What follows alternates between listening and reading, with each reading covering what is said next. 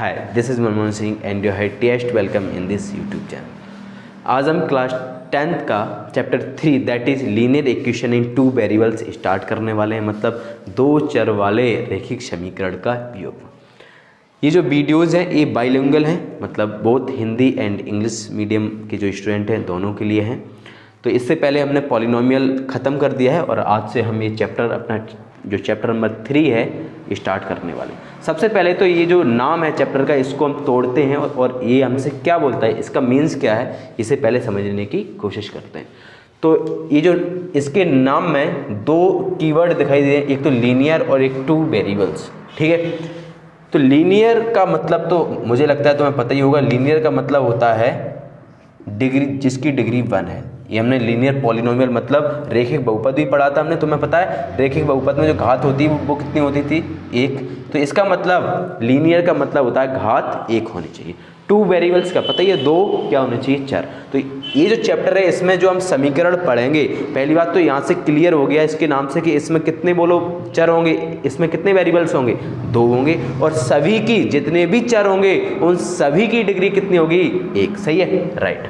तो ज़्यादातर इस चैप्टर में हम जो जिक्र कर रहे होंगे वो x और y जो वेरिएबल्स हैं, चर संख्याएं, इनकी जिक्र कर रहे होंगे। तो अब हम इसका व्यापक रूप देख लेते हैं। तो अगर किसी linear equation in two variables में है उसका जनरल फॉर्म, और इसी को हिंदी में क्या बोलते हैं, व्यापक रूप। क्या बोलो, व्यापक रूप। तो इसका जो जनरल फॉर्म होता है वो क्या होता है बोलो, ax प्लस by प्लस का c। देखो अगर तुम ये जनरल फॉर्म को ध्यान से देखो तो यहाँ x है, y है, इसका मतलब दो चर तो हैं, सही है। और दोनों की अगर हम घात देखें, डिग्री देखें तो 1 है, इसका मतलब ये रेखिक भी है। ठीक है, तो अच्छा बराबर 0 भी होता है, ax plus by plus c बराबर 0।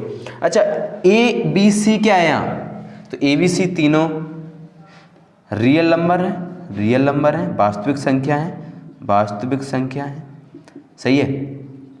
दूसरी बात, अगर तुम्हें पॉलिनोमियल में हमने बताया था a और क्या है, a, ये जो a है वो x का गुणांक है, y का गुणांक b है, और c क्या है, एक अचर संख्या है। तो आई होप ये सब चीज़ें तो पता होंगी तुम्हें, नहीं पता तो अभी हमने बता ही दिया, अचर संख्या।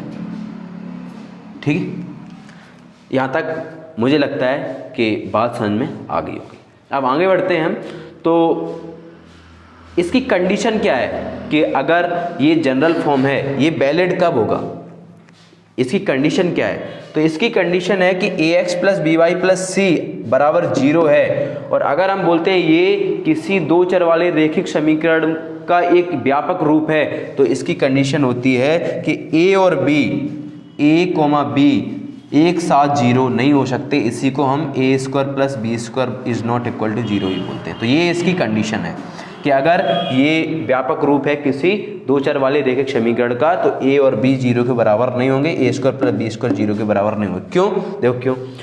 अगर हमने तुमसे बोला, मान लेते हैं किसी समीकरण में a भी 0 है और b भी 0 है, इसका मतलब हम बोल सकते हैं 0x प्लस 0y, a और b दोनों क्या है, मान लेते हैं 0 के बराबर, और प्लस इसका जो c का मान है, c का मान 7 मान लेते हैं, यहाँ 7, तो बराबर 0 लिख दिया। इसका मतलब ये पूरे टर्म क्या हो जाएंगे, 0, ये भी 0, ये भी 0, और यहाँ कितना बचा 7, और 7 काय के बराबर हो जाएगा 0 के।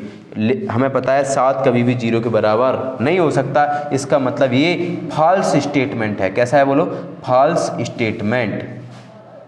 0 कभी भी 7 के बराबर नहीं हो सकता, इसीलिए क्या बोलते हैं हम, a और b एक साथ कभी भी 0 के बराबर नहीं हो सकता। सही है, चलो तो मुझे लगता है यहाँ तक क्लियर हो रहा होगा। अब हम देख लेते हैं कि a1x plus b1y plus c1 बराबर 0, a2x plus b2y plus c2 बराबर 0। ये क्या है, देखो ये अलग अलग दो समीकरण हैं, ये दो समीकरण हैं, और ध्यान रखना ये समीकरण काय के हैं, दो रेखाओं के, दो लाइंस के।